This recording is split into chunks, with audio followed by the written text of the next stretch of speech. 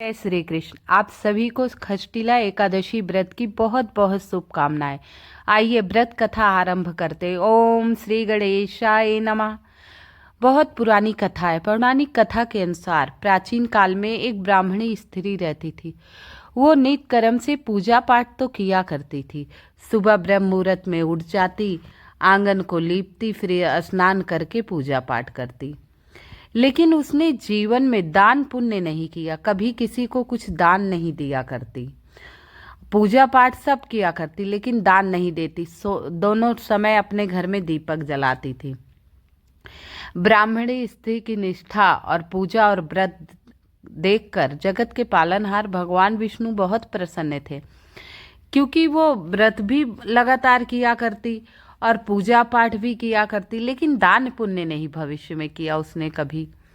भगवान विष्णु प्रसन्न उस पे बहुत थे, पर उन्होंने सोचा ये स्त्री पूजा और व्रत तो सदा करी, पूजा व्रत से इसने अपना शरीर तो शुद्ध कर लिया, ऐसे में इसको बैकुंठ लोक तो प्राप्त हो ही जाएगा। व्रत और पूजा से इसे बैकुंठ धाम की प्राप्ति तो अवश्य होगी, इसमें कोई संशय नहीं है। पर इसने जीवन में कभी भी किसी को कोई चीज दान ही नहीं दिया, बताओ। तो बैकुंठ लोक में इसे भोजन का व्यवस्था तो नहीं हो पाएगी, क्योंकि दान दी ही चीज बैकुंठ में मिलेगी। अब पूजा व्रत से बैकुंठ धाम की प्राप्ति तो इसने कर ली, लेकिन वहां भोजन कपड़े की व्यवस्था कैसे होगी। इन सभी बातों को सोच रहे थे जगत के पालनहार, क्योंकि उनकी भक्त थी। अब भक्तों के बारे में प्रभु सोचते अवश्य हैं। सोच रहे थे तब भगवान विष्णु ने स्वयं ब्राह्मण का रूप धर के और ब्राह्मणी स्त्री के पास पहुंच गए और भिक्षा मांगी। भिक्षाम देहि, भिक्षाम देहि। कई बार कहने पर वह आई। भगवान विष्णु के भेष में साधु को ब्राह्मणी पहचान तो पाई नहीं। ब्राह्मण स्त्री ने भिक्षा में एक ढेला उठाकर दे दिया, एक मिट्टी का ढेला उठाकर दे दिया। भगवान उसे लेकर बैकुंठ लोक लौट गए। अब जो मिला झोली में डाले, बैकुंठ लोक आ गए।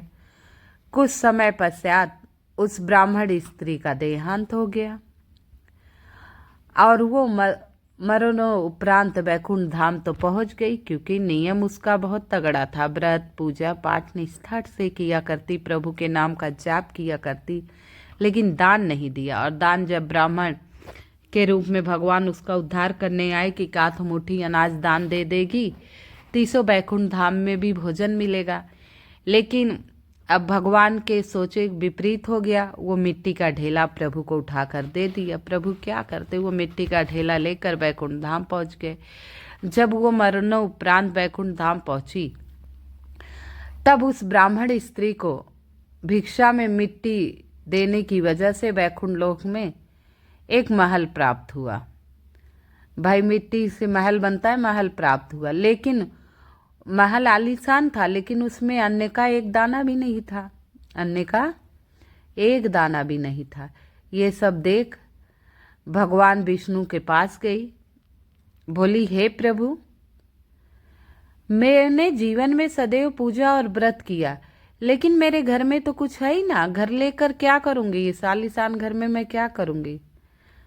तब इस पे जगत के पालनहार जगदीश्वर भगवान विष्णु बोले, हे ब्राह्मणी, तू बैकुंठ लोक की देवियों से मिलकर बात करो, इसके बारे में तुम्हें क्यों नहीं मिला। बोले हे प्रभु, आप तो सर्वज्ञाता है, जगत के पालनहार है, आप ही बता दीजिए मुझे क्यों नहीं। बोले तूने जीवन में कुछ दान नहीं किया। जब मैं ब्राह्मण रूप में आया तो तू एक मिट्टी का ढेला दी, और उसी ढेले के कारण तुझे ये महल प्राप्त हुआ है, लेकिन कभी तूने अनाज नहीं दिया, इसलिए तेरे घर में खाने पीने की कोई व्यवस्था नहीं है। पीने की कोई व्यवस्था नहीं है। अब तुम जाओ, बैकुंठ लोक की देवियों से मिलो और इसका उपाय पूछो, वो तुम्हें इस परेशानी से निकलने का उपाय अवश्य बताएंगी। भगवान विष्णु के कहे अनुसार ब्राह्मणी बैकुंठ धाम की देवियों से गई और अपनी परेशानियां सबसे बता दी। अब देवियों ने उसे कहा कि तुम खष्टिला एकादशी का व्रत और दान का महत्व सुनो और उसका पालन करो तो तुम्हारी सारी गलतियां माफ होगी, मनोकामनाएं पूर्ण होगी। तब ब्राह्मणी स्त्री देवियों से एकादशी व्रत का महत्व सुना और समझा कि एकादशी के दिन 6 प्रकार के तिल का दान किया जाता है, चौकी सजाओ, भगवान विष्णु लक्ष्मी नारायण की पूजा की जाती है और भोग लगाया जाता है। तिल के ही बनी मिठाइयों का भोग लगाया जाता है। इस दिन खष्टिला एकादशी के तिल का दान अवश्य किया जाता है। प्रभु के मंत्रों का जाप कीजिए, माता तुलसी का पूजन कीजिए।